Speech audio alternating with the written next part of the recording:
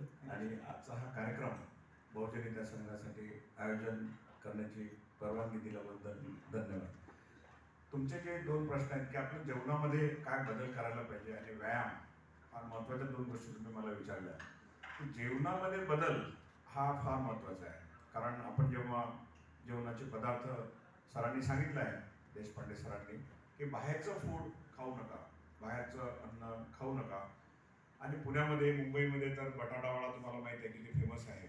तर आपल्या घरी सुद्धा येणाऱ्या पाहुण्यांसाठी, आपल्या घरी बरेचदा पाहुणे येतात, मग तिथे आपण पोहे वगैरे त्यांना देतो किंवा तळलेले पदार्थ देतो. त्यापेक्षा जर त्यांना तुम्ही ॲपल दिले किंवा आपल्या जेवणामध्ये उसळला फार महत्त्व आहे. की आपल्या घरी चणा असतो, वाटाणे असतात, मोठ असते आणि ह्या डाळी असतात, प्रोटीन्सचे भरपूर चांगले प्रमाण असतात आणि पालेभाज्या असतात. पालेभाज्या म्हणजे माझ्या पेशंटला मी नेहमी सांगतो की लव ग्रीन अँड हेट व्हाईट. तर लव ग्रीनमध्ये कसं आहे की तुम्ही हिरव्या पदार्थांवर प्रेम करा. मेथीची भाजी सगळ्यात चांगली आहे, पालक भाजी आहे, चवळीची भाजी आहे, शेंगा आहे, चवळीच्या शेंगा आहेत, भेंडी आहे.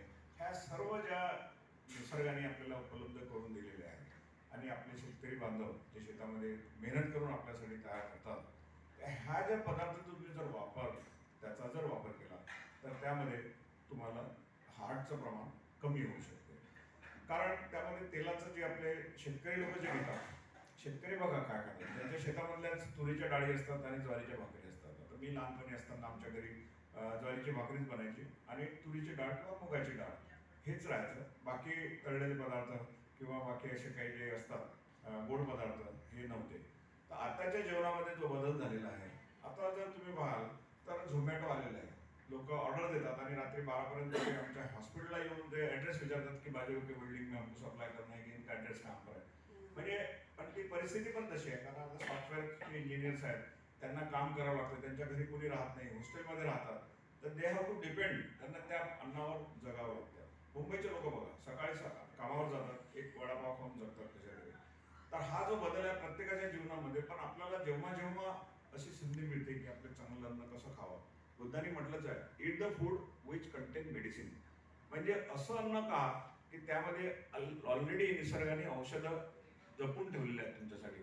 उन्हाळ्यामध्ये चिंचा खातो आपण किंवा कैऱ्या खातो, पाणी भरपूर प्यावं लागते. निसर्गाचा चमत्कार बघा, टरबूज किती चांगला आहे. जसं भंडाराच्या बाजूला समजा एखादी नदी आहे तिथे पाणी घाणेरडं आहे, तर त्याचं नैसर्गिक ते पाणी टरबुजामध्ये जाऊन तुम्हाला तिथून डिहायड्रेशन होऊ नये, उन्हाळ्याच्या असे बरेचसे काही तुम्हाला ते दिसतील. तर जेवणामध्ये सुद्धा आपण बदल नक्की करू शकतो आणि हे सर्व